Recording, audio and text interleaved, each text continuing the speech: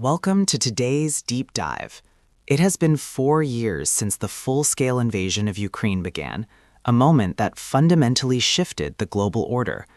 We are moving past the initial shock and into a period of grinding attrition. What started as a predicted lightning strike on Kyiv has evolved into a multi-year struggle for sovereignty and territorial integrity. Today, we examine how the landscape of this war has transformed from a conventional ground war into a complex geopolitical and technological laboratory. We will look beyond the daily headlines to understand the structural changes in international relations, military doctrine, and the human condition that now define this era. This isn't just a local conflict anymore. It is the defining event of the decade. The most visible change is the stabilization of the front line. After the rapid shifts in 2022, the map has become stubbornly static. We are looking at a 1,000-kilometer active front that resembles the trench warfare of the 20th century, but with 21st century eyes. Russia currently occupies roughly 18% of Ukrainian territory, including Crimea and parts of the Donbas. Cities like Bakhmut and Avdiivka have been reduced to rubble, serving as grim symbols of this new phase. This is no longer a war of movement. It is a war of centimeters, where every field and tree line is contested at a massive cost in munitions and lives. The strategic depth of both nations is being tested daily. Economically, the world is unrecognizable compared to 4 years ago. Russia has become the most sanctioned nation on Earth, yet its economy hasn't collapsed as many predicted. Instead, it has pivoted towards Asia, specifically China and India, to sell its energy. Meanwhile, Ukraine's economy has shrunk by nearly 30% since the start of the war, though it is showing signs of a fragile recovery, fueled by international aid.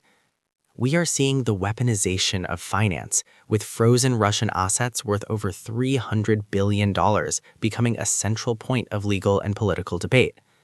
The global energy market has permanently decoupled from Russian gas, forcing Europe into a rapid, historic energy transition. If you want to know what's really changed, look at the sky. This conflict has become the first true drone war. FPV, or first-person view drones, which cost as little as $500, are now taking out multi-million-dollar tanks. Ukraine has aimed to produce 1 million drones in a single year to compensate for artillery shortages. Electronic warfare is the invisible front, with both sides constantly jamming signals to blind the opponent. The speed of innovation is staggering. A new piece of technology can become obsolete in weeks as countermeasures are developed. We are witnessing the democratization of precision-guided munitions, fundamentally changing how ground forces operate under constant 24/7 surveillance. Geopolitically, the war has breathed new life into NATO.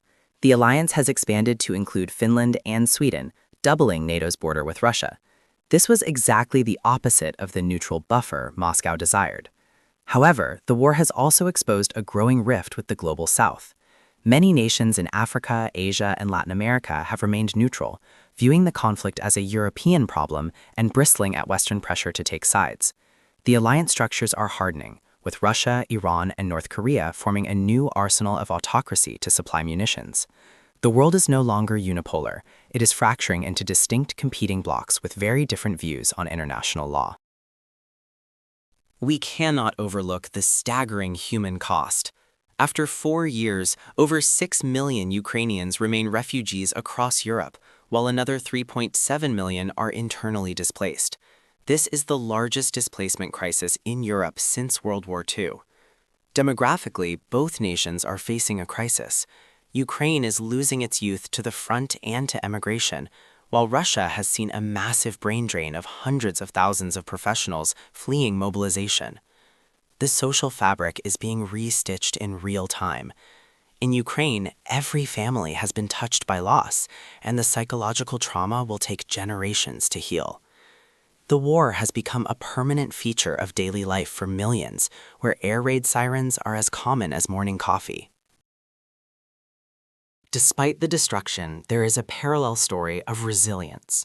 Ukraine's energy grid, once the target of systematic bombardment, has become one of the most hardened and decentralized in the world.